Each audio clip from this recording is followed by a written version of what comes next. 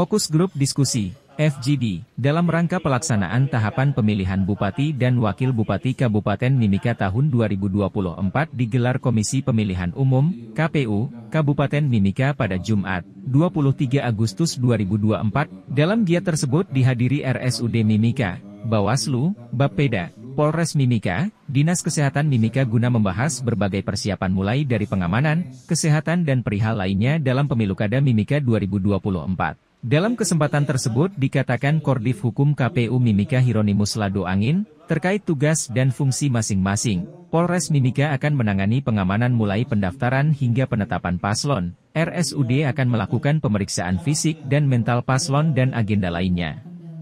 Dikatakannya koordinasi bersama Bawaslu juga akan dilakukan terkait potensi-potensi sengketa yang mungkin terjadi serta hal teknis lapangan lainnya. Untuk pemeriksaan kesehatan paslon, Dinas Kesehatan akan mendatangkan psikiater dari Makassar. Rencana pemeriksaan pasangan calon akan dilakukan di RSUD Mimika pada 30 hingga 31 Agustus 2024 mendatang. Syarat ambang batas pencalonan yang tadinya itu pakai 20% dari jumlah kursi, nah sekarang itu sudah berubah, konstruksi pasalnya berubah secara drastis, jadi 10% dari jumlah DPT, 10% suara sah dari jumlah DPT. Nah kita di sini DPT kita kemarin di pemilu itu 236.995, maka parpol atau gabungan parpol harus memenuhi syarat perolehan suara sahnya di pemilu kemarin ya, minimal itu 23.700 baru bisa mencalonkan. Jadi kita tidak pakai lagi hitungan kursi, itu berdasarkan putusan MK ya. Tapi begini teman-teman, saya mau sampaikan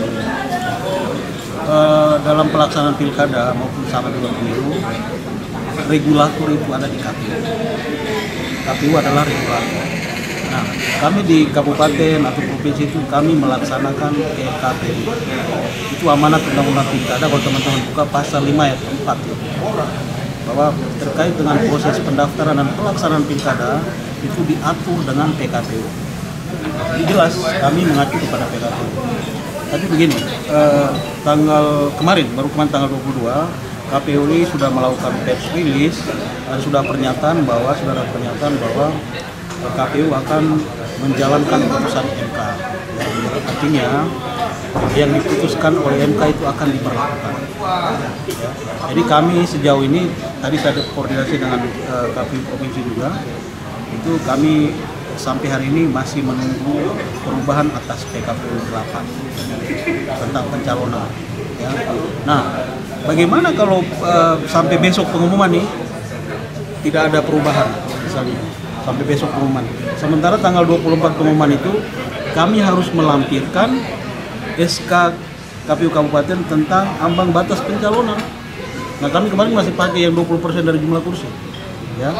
Kalau belum ada perubahan atas PKPU, maka kami tetap mengacu pada SK yang sudah ada. Nanti kalau misalnya sudah diumumkan, kemudian sudah ada putusan MK, sudah ada perubahan atau arahan dari KPU RI, maka kami akan merubah lampirannya saja, ya.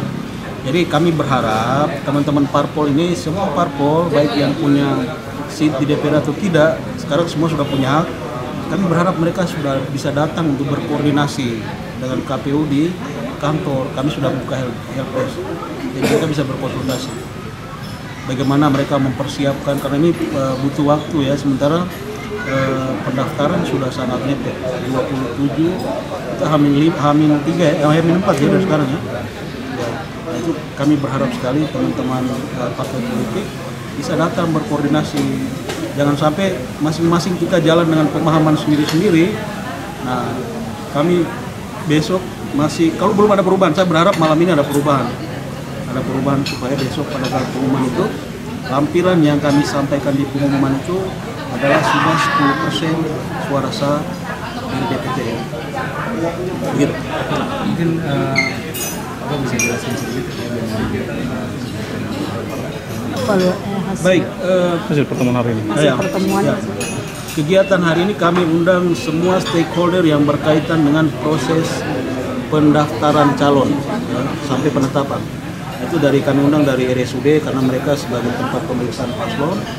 dari Dinas Kesehatan, kemudian dari Polres terkait dengan pengamanan mulai pendaftaran sampai pemeriksaan kesehatan, dari Bapeda yang akan memeriksa, Bapeda masuk dalam tim pemeriksa KPU ya, akan memeriksa visi misi, kemudian tadi dari mana lagi dah? Bawaslu ya, pasti Bawaslu ya.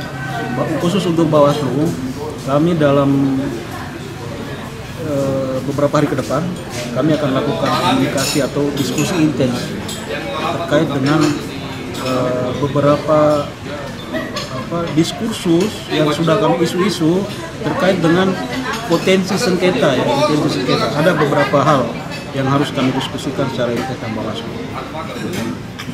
Pak, Cinda tadi juga kami ada sempat dengar terkait dengan yang tim kesehatan, tim ini pemeriksa kesehatan ini, mereka terkendala di dokter yang untuk kesehatan jiwa itu, psikiatri. Ya mungkin lagi terkait dengan itu bagaimana Pak? Baik, jadi tadi sudah disampaikan, tadi saya diskusi sendiri dengan tim pemeriksa tadi, Dokter Karisma itu ketua tim pemeriksa, mereka bisa menghadirkan psikiatri dari Makassar, tetapi karena dia ini waktunya terbatas. Waktunya tersedia itu nanti di tanggal 30, 31, tanggal 1. Itu hari Jumat, Sabtu, Minggu. Nah, jadi kami intensifkan pemeriksaan kesehatan itu di hari Jumat 1, tanggal 30, 31. Kami akan atur di situ. Pak, apa benar pemeriksaan kesehatan nanti di Jayapura? Tidak, pemeriksaan kesehatan kita di RSUD sini. Di RSUD. RSUD sebagai tim pemeriksa kesehatan. Nanti dokter spesialisnya itu kalau tidak ada di sini, mereka yang berwenang untuk menghadirkan. Ya, mau dari Makassar, dari Jayapura itu nanti wewenang tim pemeriksa yang sudah dibentuk.